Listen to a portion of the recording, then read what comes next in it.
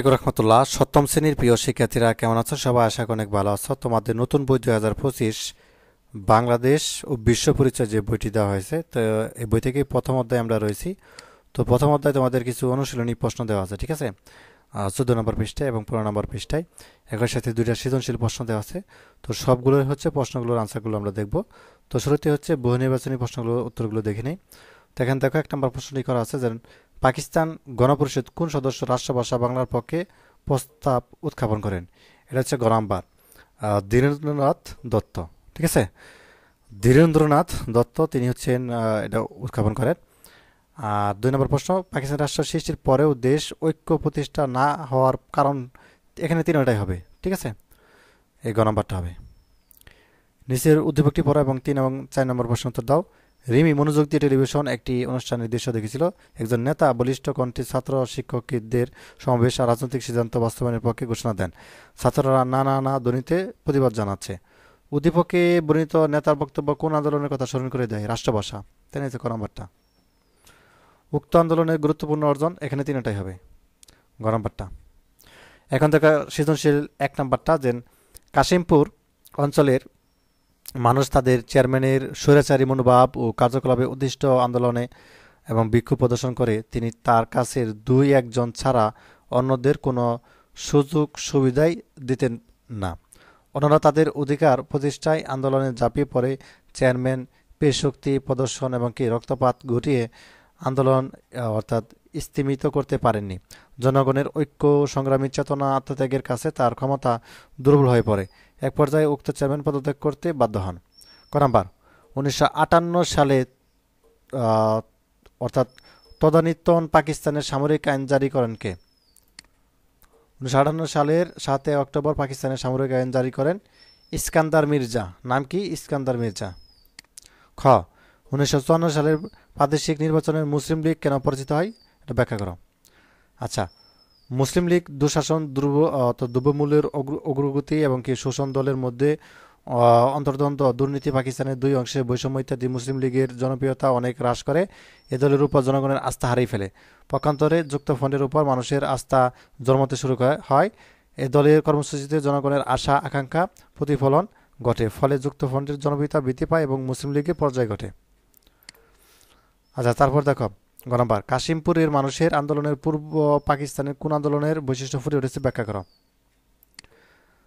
আচ্ছা, এখানে লেখবা হচ্ছে বহরপুর দেওয়া আছে, এটা না, এটা হচ্ছে কাশিমপুর লেখবা। কাশিমপুর মানুষের, এখানে একটু ভুল চলে আসছে, এটা হচ্ছে কায়দা দিবা। কায়দা হচ্ছে কাশিমপুরের মানুষের আন্দোলনের পূর্ব পাকিস্তানের 1969 সালে গণ অভ্যুত্থানের বৈশিষ্ট্য ফুটে উঠেছে। 1947 সালের বেশিরভাগ পর পশ্চিম পাকিস্তানি শাসক গোষ্ঠী বিভিন্ন উপায়ে তাদের ক্ষমতা আঁকড়ে থাকে এবং স্বৈরাচারী হয়ে ওঠে। তাদের কার্যকলাপে অতিষ্ঠ হয়ে বাঙালি জনগোষ্ঠী বারবার রাজপথ নেমেছে, যার প্রতিফলন আমরা দেখতে পাই 1966 সালের 6 দফা দাবি ঘোষণার পর থেকে। তখন সারা পূর্ব পাকিস্তানের মনে ক্ষোভে আগুন জ্বলে ওঠে। ছাত্রদের 11 দফা জনগণের স্পৃহা আরও উজ্জীবিত করে, ঠিক আছে? তো সুতরাং বলা যায় যে কাশিমপুরের অঞ্চলের বিদ্রোহী 1969 সালের গণঅভ্যুত্থানের আরেকটি প্রতীকচিত্র। এখানে কাশিমপুর লিখে দিবা, শেষ। কাশিমপুরের চেয়ারম্যানের পরিণতি যেন পাকিস্তানের প্রেসিডেন্ট আইয়ুব খানের পরিণতি প্রতিচ্ছবি। উক্তিটি যথার্থ ব্যাখ্যা করো। হ্যাঁ, এখানে কাশিমপুর লিখবা। কাশিমপুর জনগণের সংগ্রামের ফলে তাদের স্বৈরাচারী শাসকের পতন ঘটে এবং উদ্দীপকের ঘটনাটি 1969 সালের গণ অভ্যুত্থানের প্রতিচ্ছবি। 1969 সালের গণ অভ্যুত্থানের মাধ্যমে স্বৈরাচারী শাসক আইয়ুব খানের পতন ঘটে। জনগণের ঐক্য জাগরণ যে স্বৈরাচারী শাসকদের বুলেটের চেয়েও শক্তিশালী তা আন্দোলনের মাধ্যমে প্রমাণিত হয়। এই আন্দোলনের ফলে ছাত্ররা জাতিকে নেতৃত্ব নতুন প্রজন্মে উপহার দেয়। ছাত্রদের ঐক্য রাজনীতিদের ঐক্যবোধ করে। এক কথায় 1969 সালের গণঅভ্যুত্থান বাংলা জাতীয়তাবাদের পূর্ণ প্রকাশ ঘটায়, শেষ। আচ্ছা, তারপর দেখো 2 নম্বর সৃজনশীল ঘটনা 1। ক দেশ বিভিন্ন ভাষাভাষী লোক বাস ছিল, কিন্তু শাসক গোষ্ঠী একটি ভাষাকে রাষ্ট্রীয় কর্মকাণ্ডের জন্য নির্ধারণ করে। এতে অন্য ভাষাভাষী আন্দোলন করে। আন্দোলনে এক পর্যায়ে শাসকগণ সব ভাষাকে স্বীকৃতি দিতে বাধ্য হয়। ঘটনা 2। দাদা তার নাতনিকে তহিদুলকে বললেন তার বাবা আনসারি সাহেব পাকিস্তানি জাতীয় পরিষদের সদস্য ছিলেন।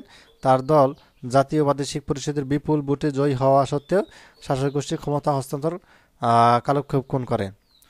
এখানে কলম বাটা দেখো, কত জনের বিরুদ্ধে ঐতিহাসিক আগরতলা মামলা অর্থাৎ দায়ের করা হয়? অতটা কি হবে?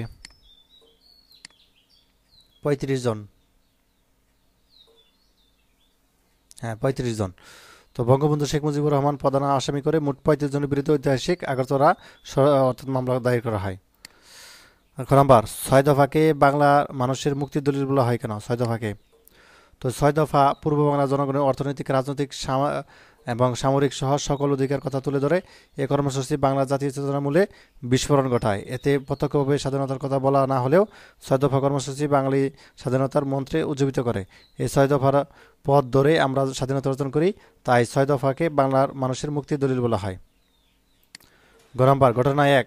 এই যে ঘটনা এক, সেখানে বলছে ঘটনা এক অর্থাৎ তথানিধন পূর্ব পাকিস্তানের কোন ঘটনার ইঙ্গিত বহন করে ব্যাখ্যা করো। আচ্ছা, উদ্দীপকে ঘটনা এক তদানীন্তন পূর্ব পাকিস্তানে 1952 সালের ভাষা আন্দোলনকে ইঙ্গিত করে। 1947 সালে দেশ বিভাগের পর সংখ্যাগরিষ্ঠের ভাষা উপেক্ষা করে পাকিস্তানি শাসকগোষ্ঠী উর্দুকে পাকিস্তান রাষ্ট্রভাষা করতে চাইলে সংখ্যাগরিষ্ঠ ভাষাভাষী লোকেরা তথা বাঙালিরা প্রতিবাদে ফেটে ওঠে। 1948 সালের সূত্রপাতে ঘটে ভাষা আন্দোলনের, যার ফল সমাপ্তি ঘটে 1952 সালের 21শে ফেব্রুয়ারি ছাত্র জনতা রক্তদানের মধ্য দিয়ে। এদিন মাতৃভাষা বাংলা প্রতিষ্ঠার জন্য স্কুল, কলেজ, বিশ্ববিদ্যালয়ের ছাত্রছাত্রী, সর্বস্তরের জনগণ 144 দ্বারা ভঙ্গ করে শান্তিপূর্ণ মিছিল বের করলে পুলিশ মিছিলের উপর নির্বাচনের গুলি চালায়, ফলে শহীদ হন অনেক বাঙালি মায়ের বীর সন্তান। তুমি এই পর্যন্ত দিলেই হবে। ঘটনা দুই, 1970 সালে নির্বাচনের বিজয়ী দলকে ক্ষমতা হস্তান্তর না করার প্রতিচ্ছবি মূল্যায়ন করো। হ্যাঁ, ঘটনা দুই, উল্লিখিত ঘটনাটি 1970 সালে নির্বাচনের বিজয়ী দলকে ক্ষমতা হস্তান্তর না করার প্রতিচ্ছবি। 1970 সালের 7 ডিসেম্বর পাকিস্তানের জাতীয় পরিষদ ও 17 ডিসেম্বর প্রাদেশিক পরিষদের নির্বাচন অনুষ্ঠান হয়। এতে আওয়ামী লীগ জাতীয় পরিষদের 313 আসনের মধ্যে 167 আসন জয়লাভ করে। নির্বাচন বিজয় হওয়া সত্ত্বেও পাকিস্তান শাসক গোষ্ঠী ক্ষমতা হস্তান্তর না করে ষড়যন্ত্র ও কালক্ষেপণ করতে থাকে। এই পর্যন্ত দিলেই হবে তোমার, ঠিক আছে? তো এই ছিল আজকে ক্লাস। তো পরবর্তী পর্বে হচ্ছে দ্বিতীয় দিকে আমরা দেখবো। ধন্যবাদ সবাইকে ভিডিওটি দেখার জন্য।